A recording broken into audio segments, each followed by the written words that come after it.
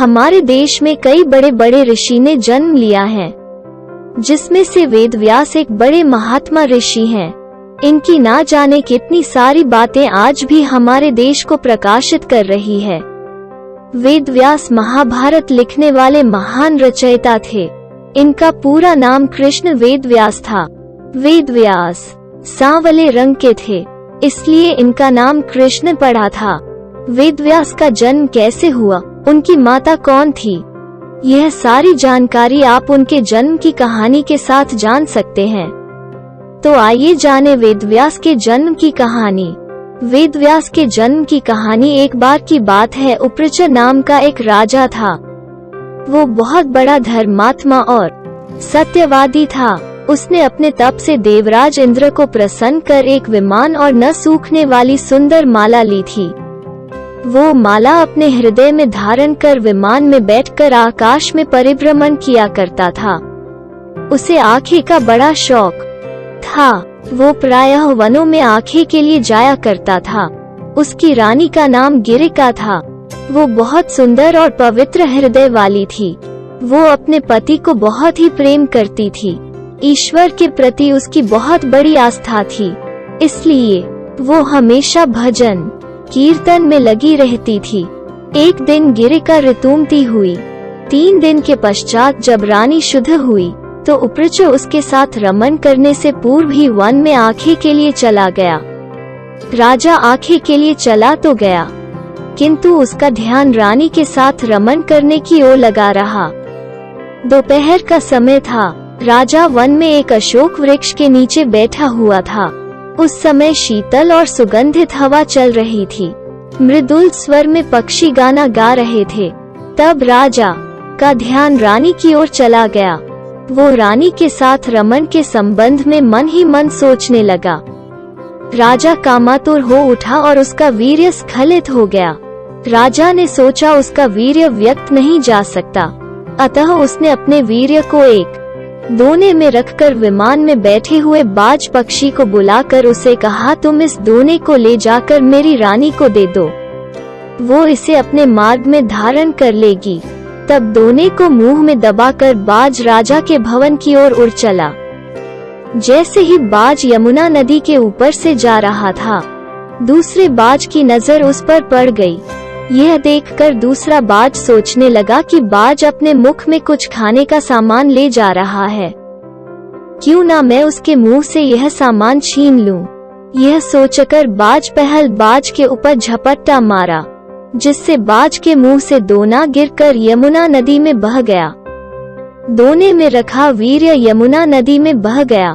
तभी एक मछली की दृष्टि उस वीर्य पर पड़ी। उसने सोचा यह खाने की कोई वस्तु है और उसने उसे पानी के साथ निगल लिया। फलकता मछली गर्भवती हो गई। दासराज नामक मल्लाह को वो मछली शिकार में मिली। जब उसने मछली के पेट को बीचों बीच से काटा तो उसके पेट से एक बालक और एक बालिका निकली। उसने दोनों बच्चे को उप्रच को भेंट कर दिया।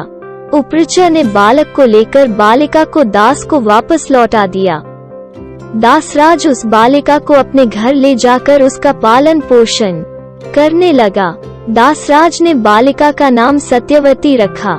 सत्यवती मछली के पेट में से उत्पन्न हुई थी, इसलिए उसके शरीर से मछली की गंध निकला करती थी, अतः लोग उसे मत्स्यगंधा भी कहते थे। मत्स्यगंधा धीरे धीरे बड़ी होने लगी।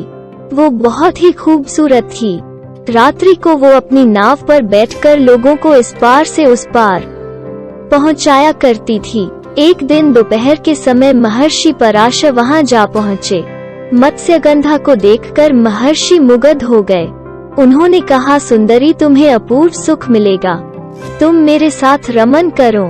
तब मत्स्यगंधा ने उत्तर दिया, महर्षि, आप यह कैसी बातें कर रहे हैं? दोपहर का समय है, आसपास लोग बैठे हैं, मैं आपके साथ रमन कैसे कर सकती हूँ?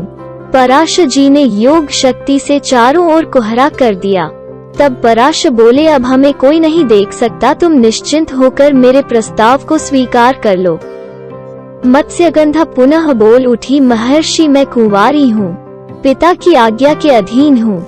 आपके साथ रमन करने से मेरा कौमार्य नष्ट हो जाएगा। मैं समाज में लांछित बन जाऊंगी।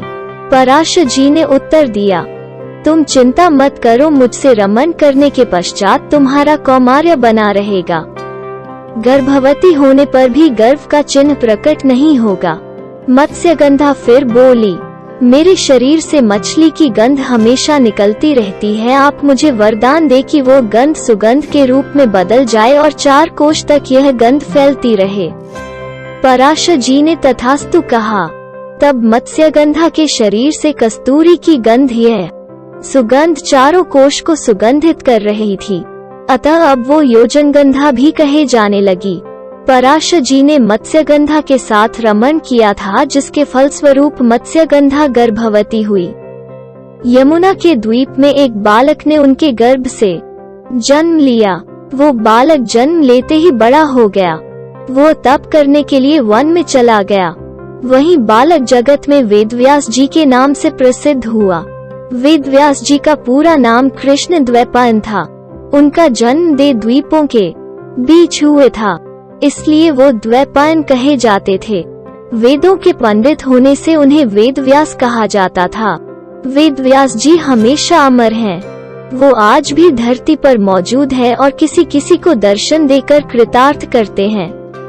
तो यह थी वेदव्यास जी के जन्म की कहानी।